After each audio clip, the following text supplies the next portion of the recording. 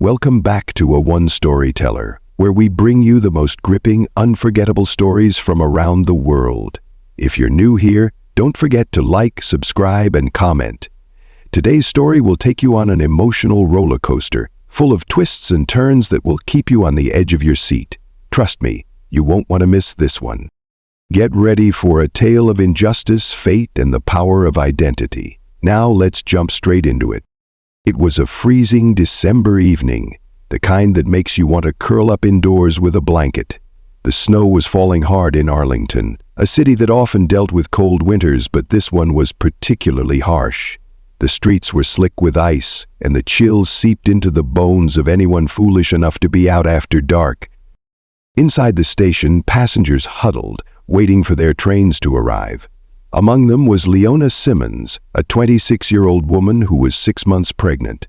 She had an anxious look on her face as she clutched her bag tightly, feeling the familiar weight of her growing belly.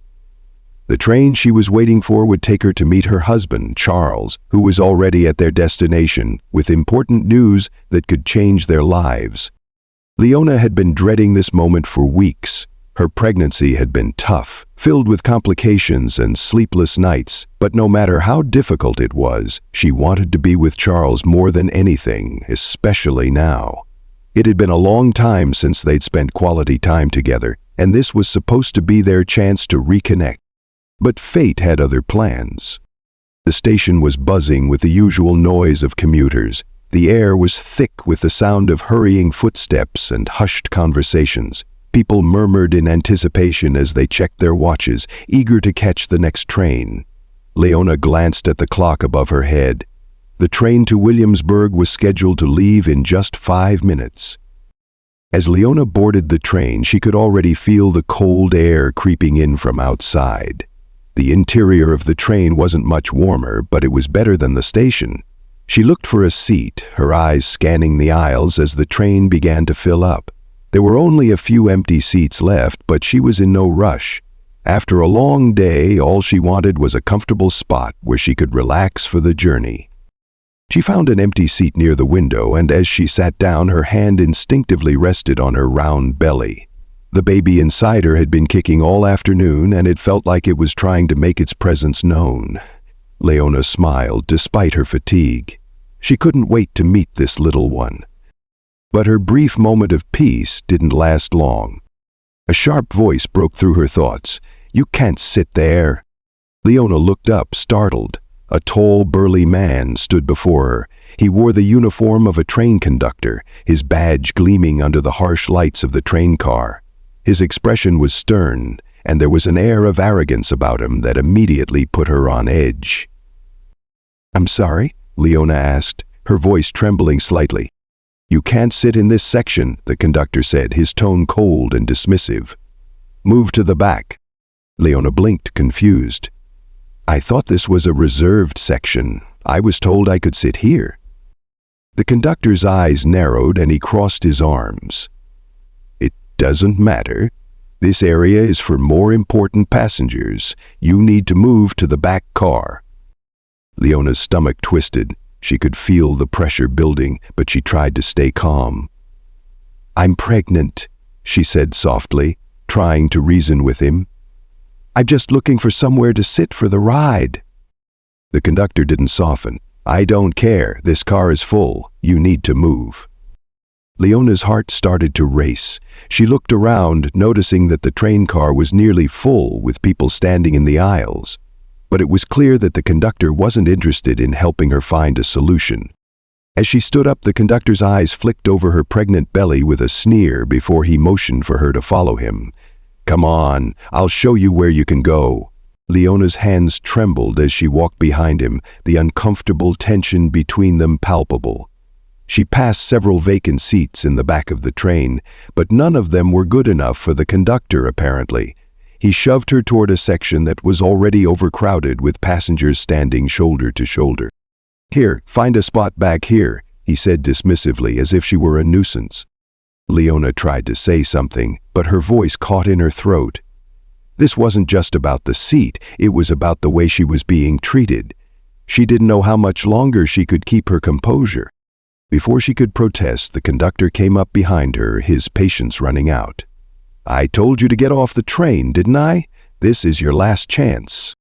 Leona felt a wave of nausea hit her as the cold air from the door rushed in.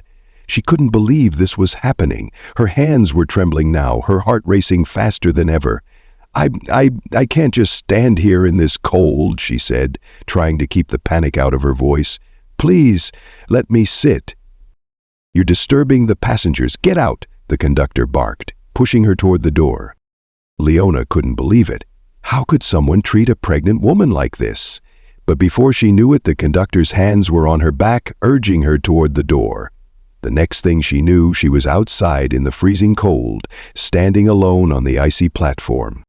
The train doors slammed shut behind her, and she watched in stunned silence as the train pulled away, leaving her standing in the dark, cold night. Leona stood there, her mind racing, struggling to make sense of what had just happened.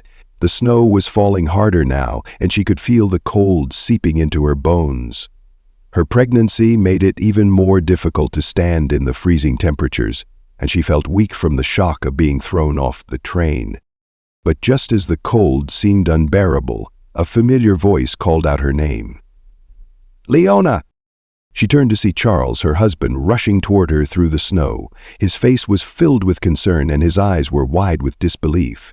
Leona's heart leapt in her chest, and she felt a wave of relief wash over her as he reached her side. "What happened? Why are you out here?" Charles asked, his voice frantic. Before Leona could explain, the train conductor appeared in the doorway of the train, his face turning pale when he saw who Charles was. Charles Simmons wasn't just any man. He was a powerful philanthropist and a man of influence in the city, known for his work in the community and his connections in politics and business. He had been following Leona's journey from a distance, waiting for her at their destination, unaware of the incident that had just unfolded. When the conductor saw Charles, his face drained of color. "Oh no," he muttered under his breath, clearly recognizing who Leona's husband was. Charles turned his steely gaze toward the conductor, and the air seemed to crackle with tension. "You?" Charles said, his voice icy and calm. "You kicked my wife off the train?" The conductor stammered, his confidence evaporating in an instant. I didn't know, sir. I didn't mean to." "You didn't mean to," Charles interrupted, his voice now laced with fury. "You didn't mean to throw a pregnant woman into the freezing cold because you thought she wasn't important enough to sit in the right section?" The scene was only just beginning. Leona stood by her husband's side, her emotions swirling as she tried to comprehend the magnitude of what had just transpired. But one thing was clear: no one disrespects a Simmons. What will happen to the conductor? How will Leona and Charles confront this injustice? And what will this mean for the future of the train service? Stay tuned to find out what happens next. This story is far from over. If you enjoyed this episode, don't forget to like, subscribe, and share your thoughts in the comments. Join us next time for more incredible stories from a one-story teller. Until then, stay safe and keep listening.